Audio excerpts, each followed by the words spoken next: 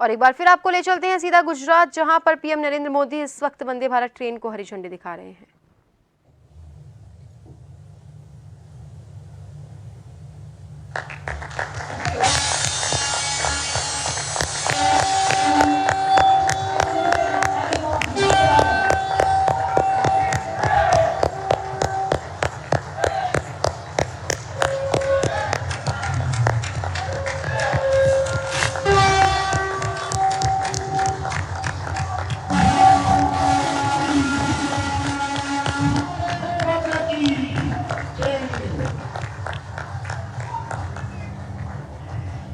धन्यवाद माननीय प्रधानमंत्री जी। और अब वह महत्वपूर्ण क्षण आ गया है जब माननीय प्रधानमंत्री श्री नरेंद्र मोदी जी अपने आशीर्वचनों से हम सभी का मार्गदर्शन करेंगे। माननीय प्रधानमंत्री महोदय से विनम्र अनुरोध है, अपने बहुमूल्य संबोधन से हमें अनुग्रहित करें।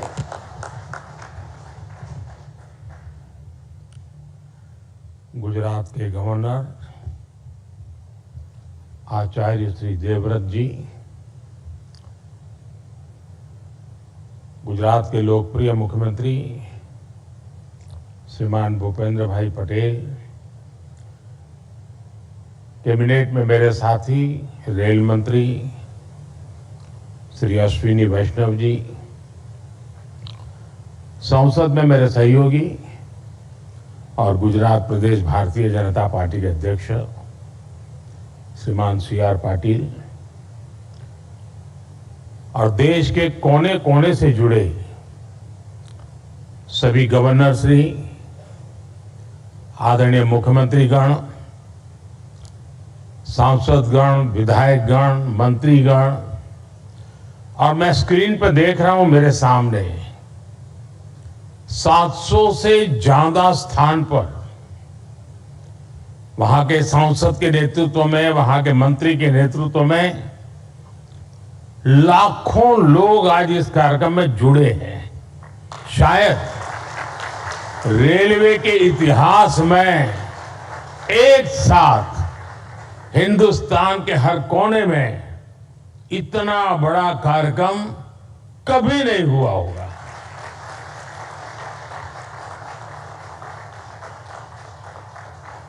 सौ साल में पहली बार हुआ ये कार्यक्रम होगा। मैं रेलवे को भी इस भव्य आयोजन के लिए बहुत बहुत बधाई देता हूं।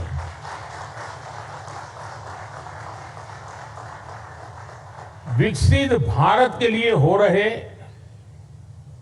नव निर्माण का लगातार विस्तार हो रहा है।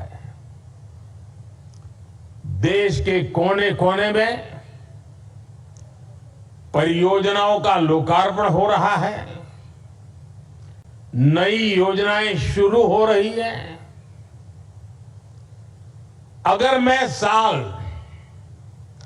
2024 की ही बात करूं, 2024 आने मुश्किल से अभी 75 दिन हुए हैं 2024 के।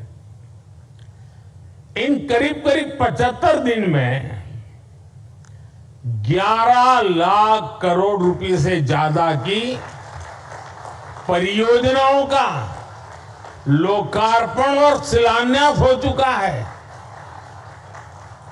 और अगर मैं पिछले 10-12 दिन की बात करूं, पिछले 10-12 दिन में ही 7 लाख करोड़ रुपए से ज्यादा की परियोजनाओं का लोकार्पण और शिलान्यास हुआ है। आज भी विकसित भारत की दिशा में देश ने एक बहुत बड़ा कदम उठाया। इस कार्यक्रम में अब यहां 1 लाख करोड़ रुपए से ज्यादा की परियोजनाओं का और लोकार्पण और शिलान्यास हुआ है। और आप देखिए, आज 85,000 करोड़ रुपए, 85,000 करोड़ रुपए से अधिक से सिर्फ और सिर्फ रेलवे के प्रोजेक्ट देश को मिले हैं। और इसके उपरांत समय का अभाव रहता है मुझे। विकास में मैं गति को धीमी नहीं होने देना चाहता और इसलिए आज रेलवे के ही कार्यक्रम में एक और कार्यक्रम जुड़ गया है पेट्रोलियम वालों का। और दहेज में, गुजरात में दहेज में 20,000 करोड़ रुपए से अधिक की लागत से बनने वाले पेट्रोकेमिकल परिसर का भी शिलान्यास हुआ है। और ये प्रोजेक्ट हाइड्रोजन उत्पादन के साथ साथ देश में पॉलीप्रोपिलीन की डिमांड को पूरा करने में अहम भूमिका निभाने वाला है। आज ही गुजरात और महाराष्ट्र में एकता मॉल्स का भी शिलान्यास हुआ है। ये एकता मॉल्स भारत के समृद्ध कुटीर उद्योग, हमारे हस्तशिल्प, हमारा वोकल फॉर लोकल का जो मिशन है उसको देश के कोने कोने तक ले जाने में सहायक होगा और उसमें एक भारत श्रेष्ठ भारत की नींव को भी मजबूत होते हम देखेंगे। मैं इन परियोजनाओं के लिए देशवासियों को बधाई देता हूं और मैं मेरे नौजवान साथियों से कहना चाहता हूं, भारत एक युवा देश है, बहुत बड़ी तादाद में युवा रहते हैं देश में। मैं खास तौर पर मेरे युवा साथियों से कहना चाहता हूं, आज जो लोकार्पण हुआ है वो आपके वर्तमान के लिए है और आज जो शिलान्यास हुआ है वो आपके उज्जवल भविष्य की गारंटी लेकर के आया है। साथियों, आजादी के बाद की सरकारों ने राजनीतिक स्वार्थ को जिस तरह प्राथमिकता दी और उसकी बहुत बड़ी शिकार भारतीय रेल रही है। आप पिछले 2014 के पहले के 25-30 रेल बजट देख लीजिए। रेल मंत्री देश की पार्लियामेंट में क्या बोलते थे? हमारी फलानी ट्रेन का वहां स्टॉपेज दे देंगे, वहां हम डिब्बे 6 है तो 8 कर देंगे। यानी रेलवे, और मैं देख रहा था पार्लियामेंट में भी धप धप तालियां बजती थी। यानी यही सोच रही थी कि स्टॉपेज मिला कि नहीं मिला, ट्रेन वहां तक आती है, मेरे स्टेशन तक आगे बढ़ी कि नहीं बढ़ी। देखिए 21वीं सदी में यही सोच रही होती तो देश का क्या होता। और मैंने पहला काम किया, रेल को अलग बजट से निकाल करके भारत सरकार के बजट में डाल दिया और उसके कारण आज भारत सरकार के बजट के पैसे रेलवे के विकास के लिए लगने लगे।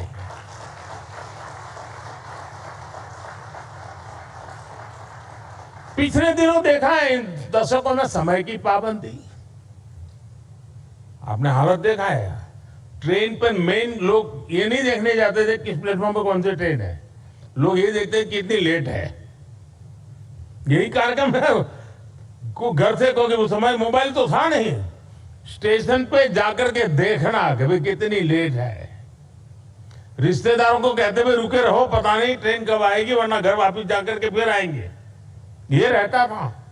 स्वच्छता की समस्या, सुरक्षा, सहूलियत, हर चीज पैसेंजर के नसीब पर छोड़ दी गई थी। 2014 में देश में आज से 10 साल पहले नॉर्थ ईस्ट के 6 राज्यों ऐसे थे जहां की राजधानी हमारे देश की रेलवे से नहीं जुड़ी थी। 2014 में देश में 10,000 से ज्यादा ऐसे रेल फाटक थे, 10,000 से ज्यादा, जहां कोई व्यक्ति नहीं था, लगातार एक्सीडेंट होते थे और उसके कारण हमारे होनहार बच्चों को, नौजवानों को हमें खोना पड़ता था। 2014 में देश में सिर्फ 35% रेल लाइनों का इलेक्ट्रिफिकेशन हुआ था। पहले की सरकारों के लिए रेल लाइनों का दोहरीकरण भी उनकी प्राथमिकता में ही नहीं था। इस परिस्थिति में हर पल कौन मुसीबतें झेल रहा था, कौन परेशानियों में पीसा जाता था। हमारे देश का सामान्य मानवी, मध्यम वर्ग का परिवार, भारत का छोटा किसान, भारत के छोटे उद्यमी। आप याद करिए, रेलवे रिजर्वेशन, उसकी भी क्या हाल था। लंबी लंबी लाइनें, दलाली, कमीशन, घंटों का इंतजार।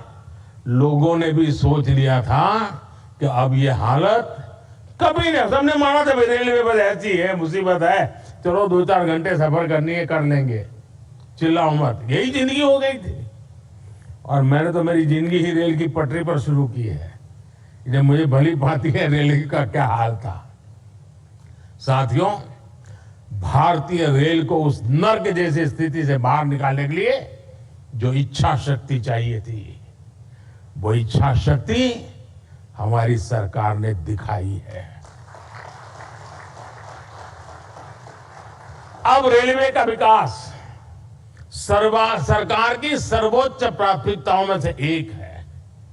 हमने 10 वर्षों में औसत रेल बजट को 2014 से पहले की तुलना में 6 गुना ज्यादा बढ़ाया है।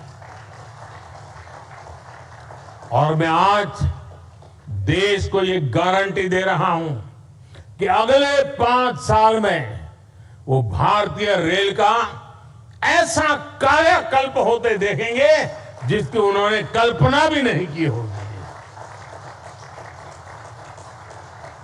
आज का ये दिन इसी इच्छा शक्ति का जीता जागता सबूत है।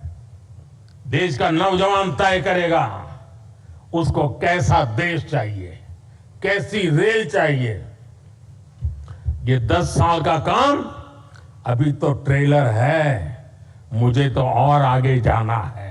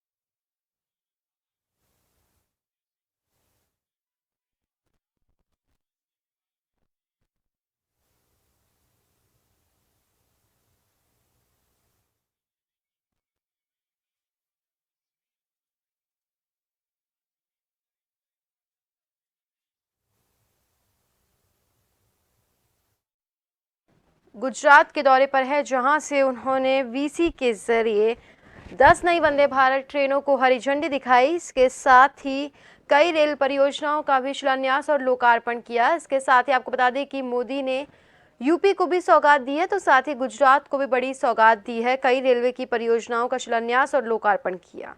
और इसी के साथ हम आपको सीधी तस्वीरें दिखा रहे हैं, जहां पर इस कार्यक्रम को पीएम मोदी के इस कार्यक्रम को सीएम योगी भी सुन रहे हैं और उनके साथ कई बड़े नेता और अधिकारी भी मौजूद हैं जो कि वीसी के जरिए इस कार्यक्रम को सुन रहे हैं। लखनऊ से वीसी के जरिए सीएम योगी इस कार्यक्रम में जुड़े हैं। इसके साथ ही कुछ देर पहले हमने आपको सीधी तस्वीरें दिखाई थी जैसलमेर से, जहां पर सीएम भजनलाल शर्मा भी जैसलमेर के रेलवे स्टेशन से पीएम नरेंद्र मोदी के एक कार्यक्रम को सुन रहे थे। आपको बता दें कि आज पीएम नरेंद्र मोदी का पोखरण पहुंचने का भी कार्यक्रम है और उसी के चलते सीएम भजनलाल शर्मा भी वहां पहुंचे हैं।